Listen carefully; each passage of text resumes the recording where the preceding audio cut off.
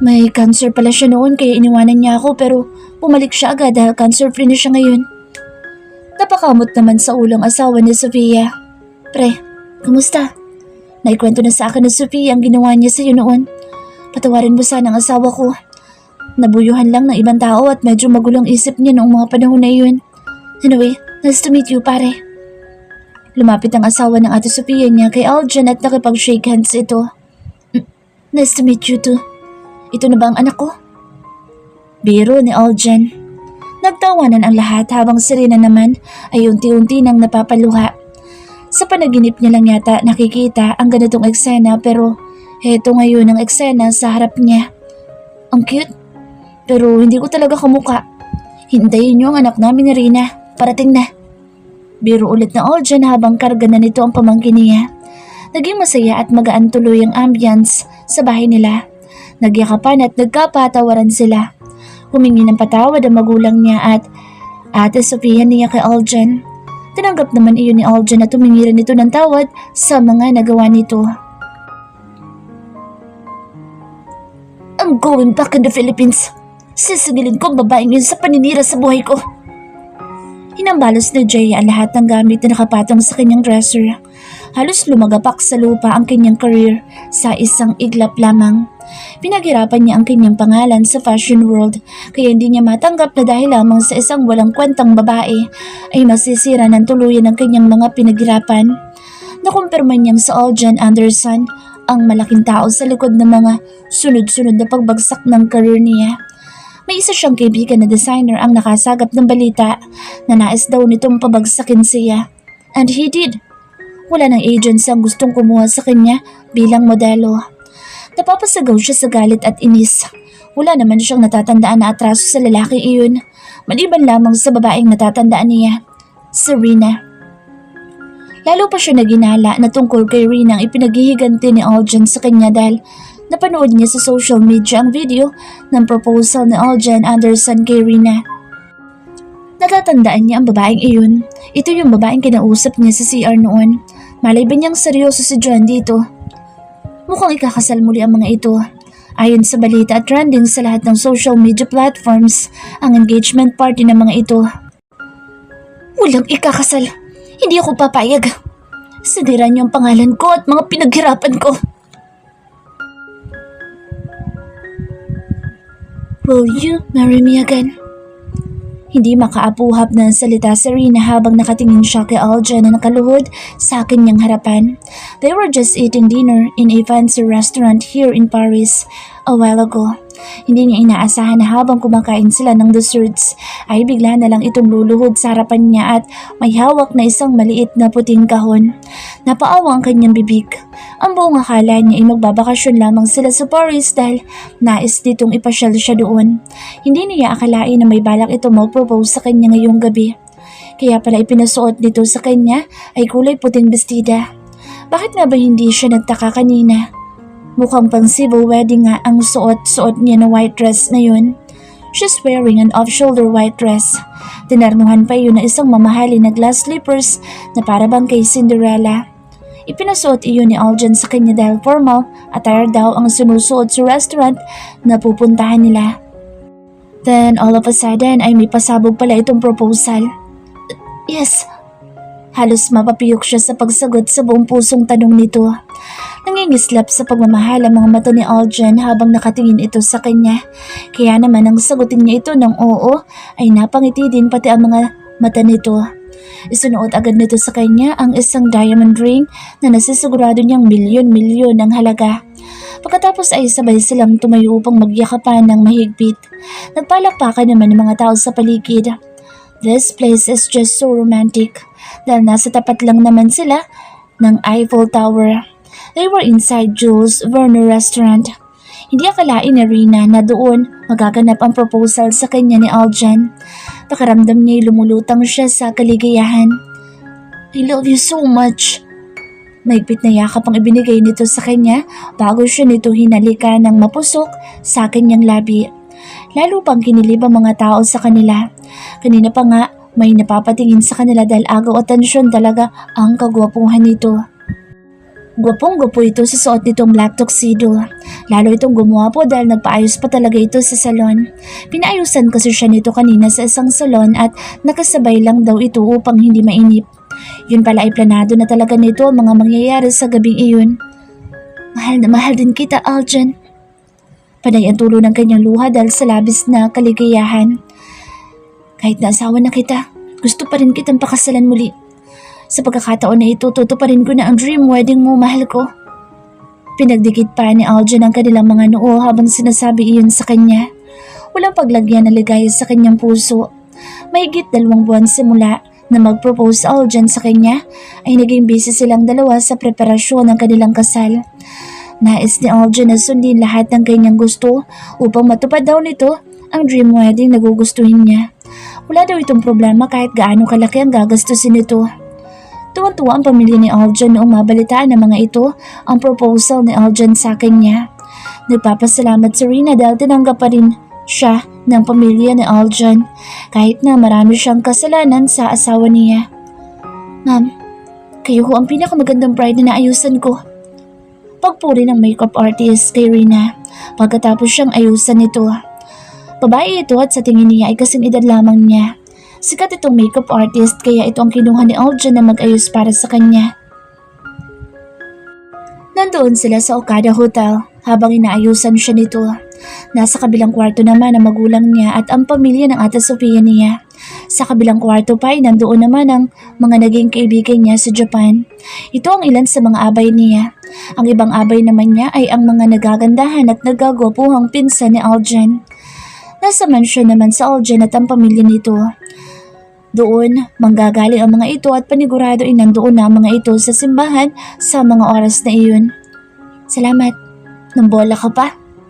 Biro niya sa babaeng makeup artist niya.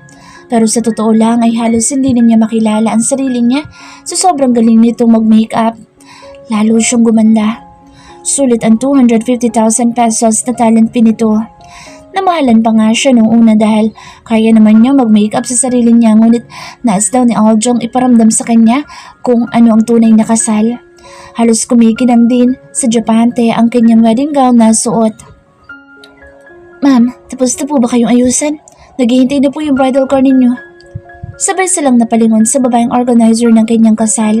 Isa ito sa mga organizer na kinuha ni Aljan base na din sa uniforme nitong suot-suot na event organizer. Kahit tila ngayon pa lang niya nakita ang mga babaeng iyon. 2 babae iyon na sumusundo sa kanya. Yes, katatapos lang. Picturean lang namin sa mama at konting video shoot. Singit naman ng photographers at videographers na nandoon din sa hotel room niya. Kanina pa siya kinukuhanan ng stolen shots ng mga ito. Sige, pakibilisan lang kasi late na sa simbahan. Sabi ng organizer. Ilang sandali pa ay pinapwesto na siya ng photographer sa bintana upang kuhanan siya ng litrato. Mabilis lang ang naging photoshoot niya dahil nagmamadali ang mga babaeng event organizers. Sa kabilang car ka sumakay. Sa na isang event organizer sa makeup artist niya nang akmang papasok din sa bridal car na naghihintay sa kanya. Ay bakit? Dito ako sasabay sa bridal car kasi re-retouch ko si ma'am. Reklamo ng makeup artist dito. Doon ka sa kabilang kotse, kasama ng mga photographers. Bumalik ka na lang dito mamaya pag nasa simbahan na. Masungit na sambit na isang babaeng event organizer. Wala namang nagawa ang makeup artist at sinunod na lang nito ang utos ng babae. Ewan ba ni Rina pero kakaibang kaba ang nararamdaman niya. Mula pa kagabi ay kinakabahan na siya. Ngunit bakit kaya may halong takot ang pangambang nararamdaman niya? Huminga siya ng malalim upang mawala ang kaba niya. Something is strange. Nakakaramdam lang siya ng ganito kapag may mangyayaring masama. Napadasal tuloy siya. Lord, iligtas niyo po ako kung ano man po masamang mangyayari sa akin. Amen. Dasal niya sa kanyang isip lamang. Napalunok siya dahil hindi niya rin alam sa kanyang sarili kung bakit siya napadasal ng ganoon. Lalo pang lumakas ang kabog ng dibdib niya nang sumakay sa loob ng bridal car niya ang isang event organizer. Tatanungin niya sana kung bakit pa ito sumama sa kanya, ngunit nagpasya siyang huwag na lang itong questionin. Agad naman na nagmaneho ang driver. Kakaiba ang kilos ng driver at ng babaeng kasama niya. Parang pinagpapawisan ng mga ito at parang natatakot. Lalong kinutuban sa Rina ng ibang direksyon ang tinungo ng bridal car na sinasakyan niya. Muli siyang napadasal. Hindi siya nagpapahalata sa dalawang kasama niya na nakakaramdam na siya. Patawarin mo kami, ma'am. Sambit ng driver. Napasigaw si Rina na bigla nilang iliko ng driver ang sasakyan sa isang bangin. Hindi mapigilan ni Aljan ang kabahan nang makita niya ang pag-uusap na isang event organizer at ang kanyang mommy sa dulo ng simbahan. Mukhang seryoso ang pinag-uusapan ng mga ito, base na din sa tensyon sa paligid. Halos mag-iisang oras na kasing late ang bride niya, but he doesn't want to think negatively. Ayaw niyang kabahan, baka natagalan lang ang makeup nito at pag-aayos. Masyadong masaya ang puso niya para sa kahit anong negative vibes. Ngayon ang araw na pinakaihintay nilang dalawa na Rina. Nandoon na sa loob ng simbahan ang lahat ng kanilang mga bisita at pamilya. Pinili ni Rina na ganapin ang kanilang kasal sa isang lumang simbahan. Napakaganda ng decoration ng buong simbahan na napapalibutan iyon ng white roses and red roses. Malaki ang ginastos ni John para sa araw na iyon. He is willing to pay anything just to make Rina happy. Nais niyang bumawi sa kanyang asawa. Sa pagkakataon na ito, nais niyang bigyan ito ng isang maayos na kasal. Punong-puno ng pagmamahal ang kanyang puso. Wala na siyang mahihiling pa, lalo na't nagdadalang tao na ito. Sinabi nito sa kanya iyo noong araw ng proposal niya sa Paris. Sa ngayon, 2 buwan na ang bata sa sinapupunan nito. Excited na silang mag-asawa na bumuo ng kanilang sariling pamilya. Marami na silang pangarap para sa kanilang magiging mga anak. May ipinapatayo din siyang mansyon ngayon na balak niyang ipang-surpresa kay Rina. Hindi niya pa sinasabi dito na may ipinapatayo siyang mansyon na titirahan nila. Napalunok si John nang makita niya ang takot at pangamba na bumukas sa magandang mukha ng kanyang mommy. Para bang natakot ito at nabahala. Napataki pa ito sa sariling bibig habang pinakikinggan ang sinasabi ng event organizer dito. Lalong bumilis ang tibok ng puso niya. What's happening? Ano nangyayari? Napakunot din ang noo ng daddy niya sa kanyang tabi.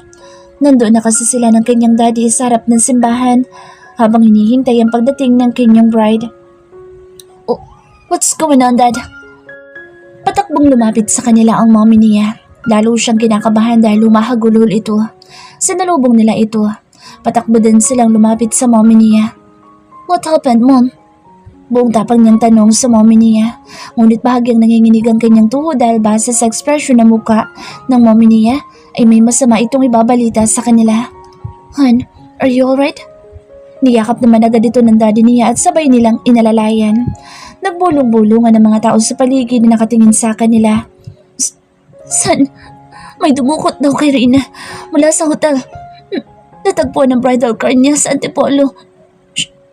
She's dead. Napahagulo lang mommy niya habang sinasabi iyon. Para namang may sumabog na bomba sa utak niya nang marinig niya ang masamang balita nito. Napasinghap ang lahat ng tao ngunit para siyang nabingi. Ngayon lang niya naramdaman ang mawala ng pandinig at pakiramdam. Parang namanhid ang buong katawan niya.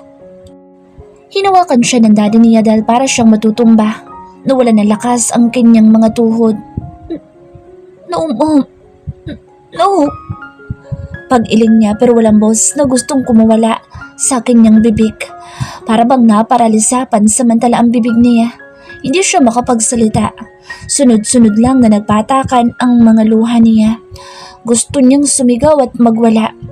Nagmadali silang puntahan ang sinasabing bangin na pinaghulugan ng bridal car ni Rina.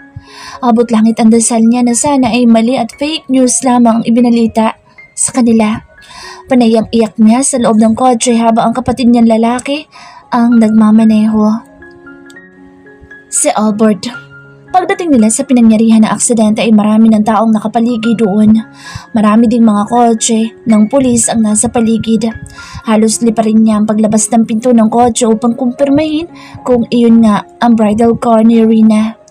Napakagulol siya dahil malayo pa lang sila sa kotse ay nangina na ang kanyang loob. Sunog na sunog ang buong kotse at halos madurog na. Marami mga usisero at usisera sa paligid na sinisita ng mga pulis. Boss, hindi kayo pwede lumapit. Baka sumabog pa ulit ang kotse na iyan. Itinuro ng pulis ang kotseng nakabalikta dahil umuusok pa iyon. Padaanin niyo ako! Asawa ko sakay ng kotseng yan! Sigaw niya. Boss, suminahon ho kayo. Inaawat na siya ng mga pulis dahil nais niyang lapitan ng bridal car na sunog. 2 bangkay ho ang nakuha namin. Isang driver at isang tao sa likod ng kotse pero sunog na sunog ho ang mga ito. No! No! Ito lang ho ang nakuha namin na pouch bag malapit sa pinagulugan ng kotse. Nandyan ho ang ID ng asawa niyo. Tumilapan ho siguro noong sumabog ang kotse. Meron din pong tela na puting pangkasal ang natira. Iniabot ng pulis sa kanya ang nakasupot, nakapirasong tela na halatang pangkasal. Sunog na sunog iyon ngunit may parte ng tela ang hindi sunog. Napasigaw siya ng malakas nang iabot iyon sa kanya. Kay Rina nga iyon.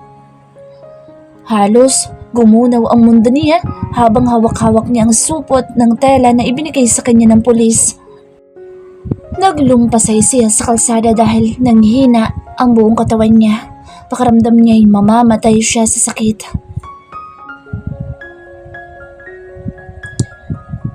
Halos 2 taon, simula na mangyari ang trahedyang iyon sa buhay ni Aljan, ay isang magandang balita ang hindi niya inaasahan na maririnig pa niya sa buong buhay niya. 2 taon siyang nagluluksa sa pagkamatay ng babaeng mahal niya. Pinaimbestigahan niya ang pangyayari kaya nakakulong na noon pa man si Jaya.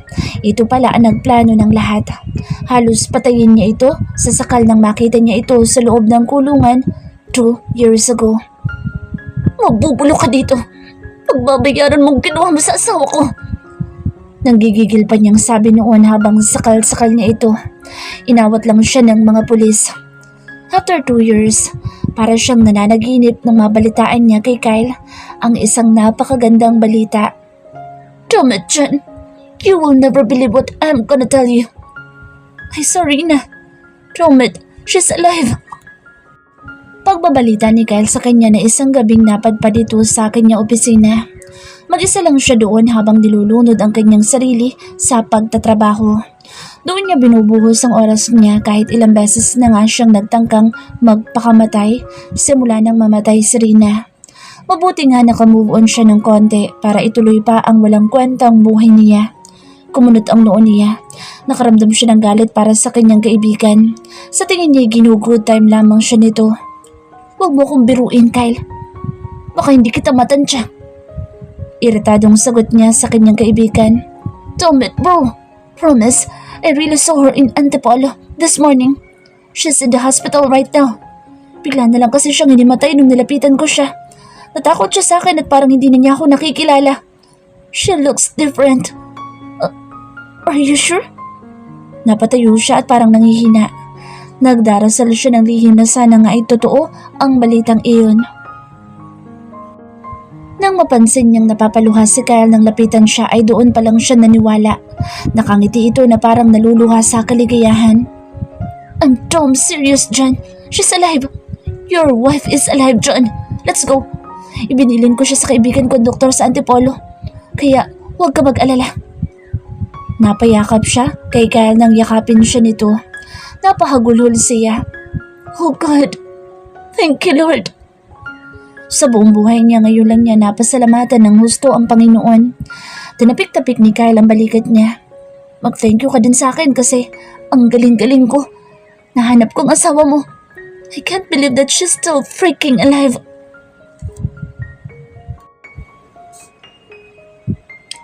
Aileen. Iyon ang ipinangalan kay Aileen ng mga taong kumupkup sa kanya. She lost her memory. 2 years ago, nagising na lang siyang hindi nakikilala ang kanyang sarili. Kahit ang kanyang pangalan ay hindi niya matandaan. 2 mag-asawang bulag ang kumupkup sa kanya, si Tatay Berting at Aling Mina. Nakalimutan man ni Aileen ang kanyang nakaraan, hinding-hindi niya naman malilimutan ang sinapit niya 2 taon na ang nakalilipas. Sino po kayo? Nasaan po ako? Takot na takot niyang tanong sa 2 taong nakaupo sa gilid ng kanyang papag na hinihigaan. Nasisigurado niyang bulag ang mga ito. Pareho kasing kakaiba ang kulay ng mga mata ng mga ito at parabang sa malayo nakatingin. Napaupo siya na magising siya at agad niyang sinapo ang kanyang ulo.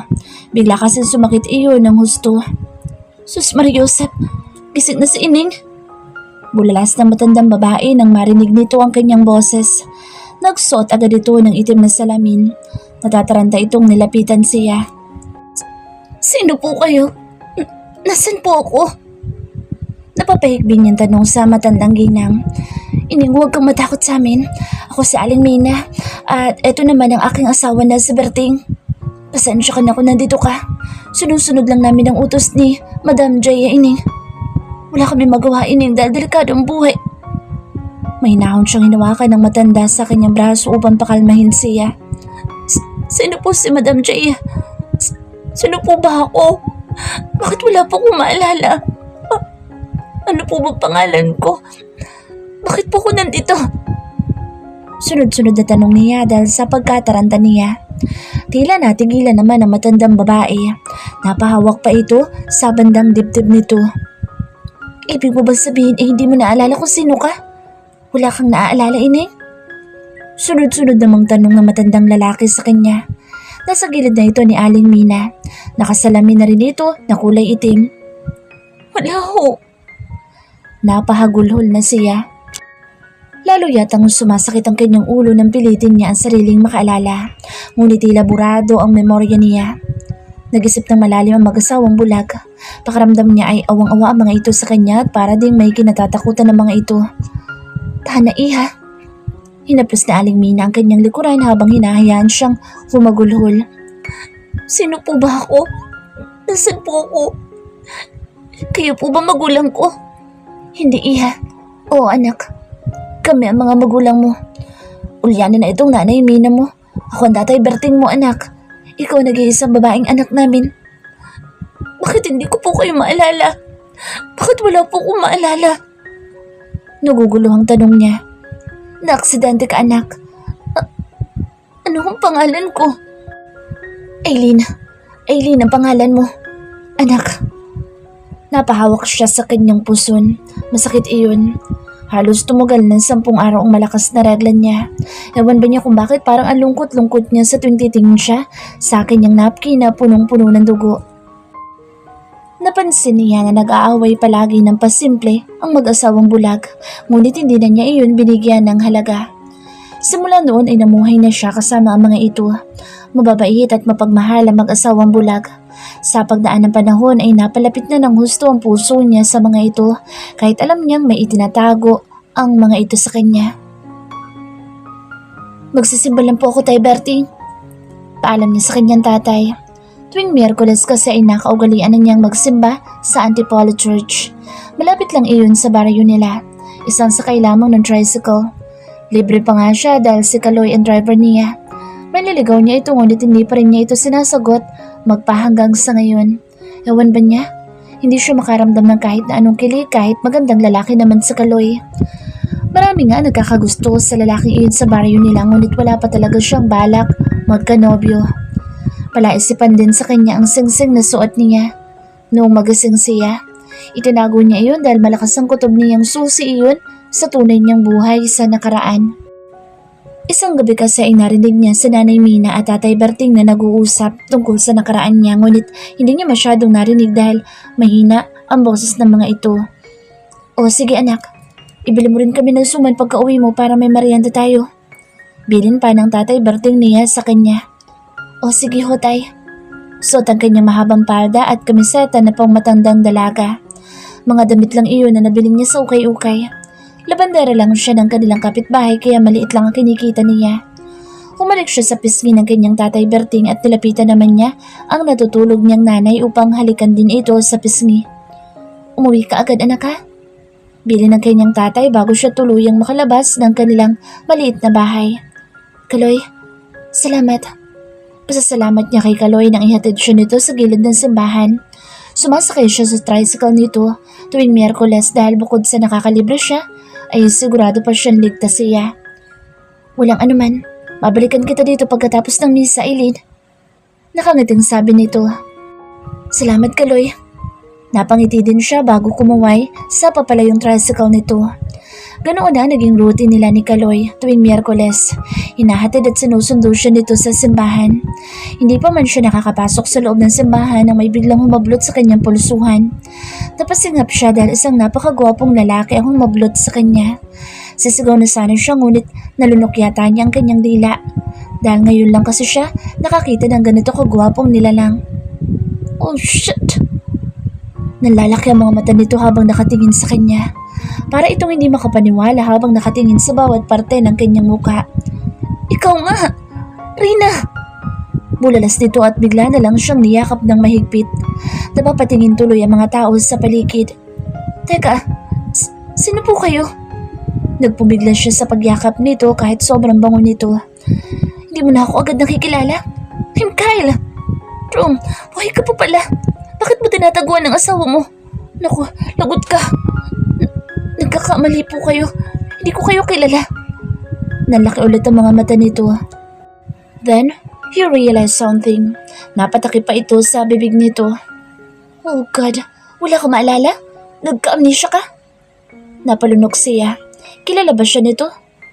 Mahirap na magtiwala sa panahon ngayon kahit gaano pa ito kagandang lalaki. Rina, ako to. Pinsan ako ng asawa mo. Pinakapoging pinsan to be exact.